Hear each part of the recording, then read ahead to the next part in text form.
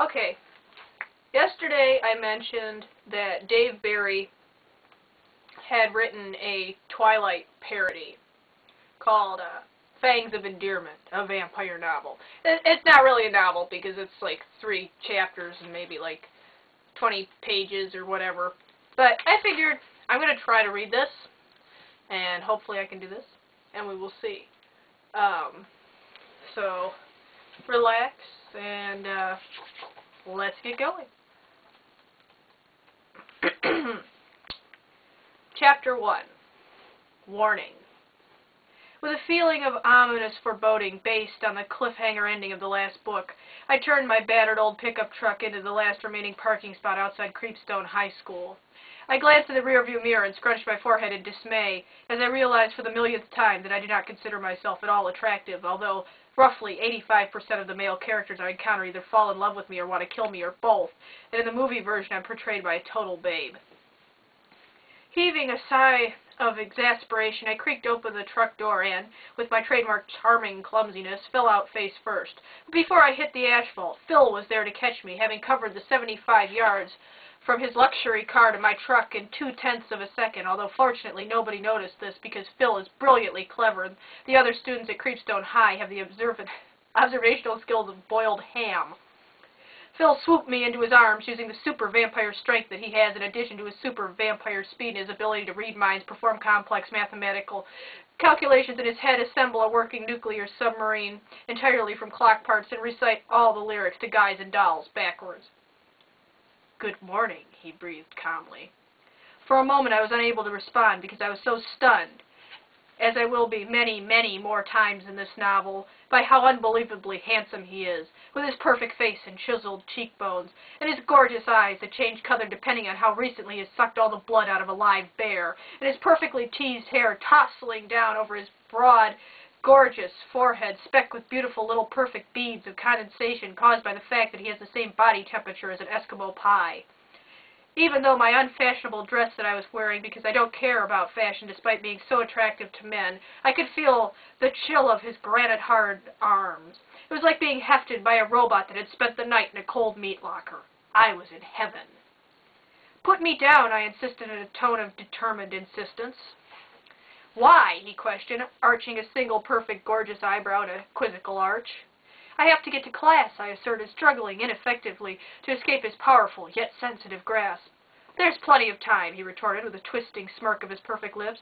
"Maybe for you," I objected with a wry smile. "We can engage in this kind of witty banter for pages on end." Finally relenting with a sigh, Phil gently set me down in the parking lot and took my hand in his strong and perfect hand that he sometimes lovingly immerses in my Coke Zero to cool it to the exact right temperature. Walking toward the school, we were joined by Phil's brothers and sisters, who were also gorgeous, brilliant, wealthy, sophisticated, centuries-old vampires posing as high school students for reasons that are never totally clear.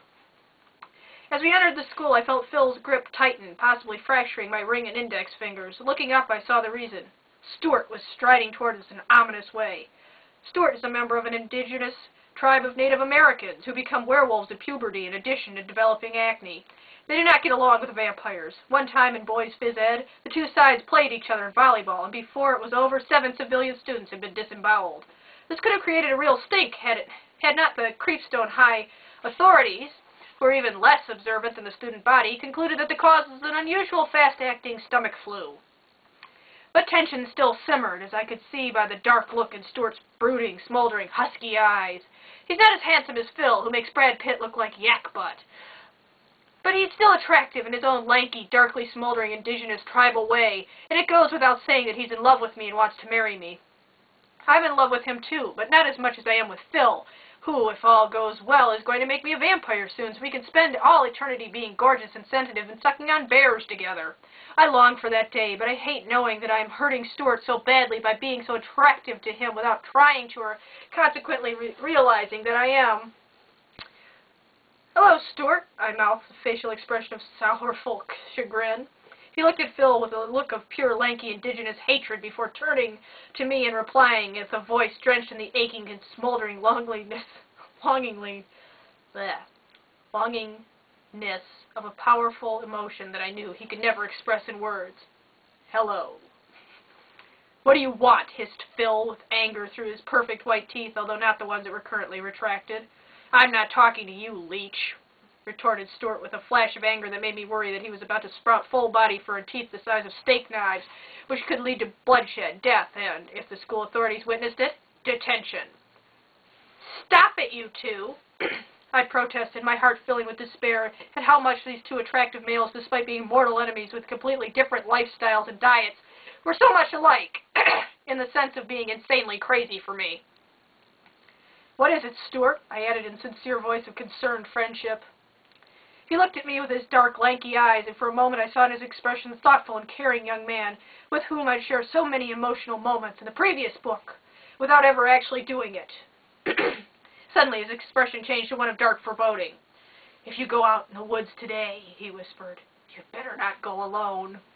"What?" I protested elliptically, but Stuart I was already striding lankily away. I turned to Phil, but before I could speak I was struck dumb by the perfection of his chiseled cheekbones, the realization that of all the girls in the world I was the one he found irresistibly attractive, as so many males do, although for the life of me I don't see why, 'cause as far as I'm concerned there's nothing special about me. Phil was watching Stuart's back, and on his impossibly handsome face I could see an expression of anger mixed with worry and possibly thirst. Finally, finding my voice, I inquired, "What did he mean by that?" "Mean by what?" replied Phil flatly. "About me not going to the woods alone," I clarified. Phil turned his perfect gaze upon me, causing me to be struck once again by how gorgeous, etc., etc.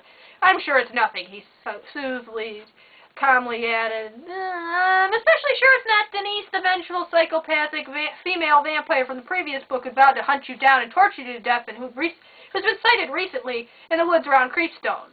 There's definitely no need to worry about that," he added, with a quick glance at his brothers and sisters who sprinted off towards the woods at speeds of excess of 180 miles per hour. Despite Phil's reassurance, there was something in his tone that troubled me. But what was it? What had Stuart been trying to tell me? Was something bad about to happen? Would I soon find myself in yet another dramatic plot situation filled with peril? And why did everyone find me so attractive? Before I could answer these questions, the bell rang. "I have to get to calculus class," I exclaimed with Rue, adding, "There's a test today." "You'll do fine," kidded Phil, with an impish grin on his perfect features. "Not if I don't get there," I bantered in reply, as I turned with such haste that in my enduring clumsiness I would have smashed face first into the large plate-glass main door if Phil had not yanked it off its hinges with one hand and flung it aside, decapitating two freshmen. They were not major characters, but I could not help but wonder, as I hurried off to class, if this was an omen of bad things to come.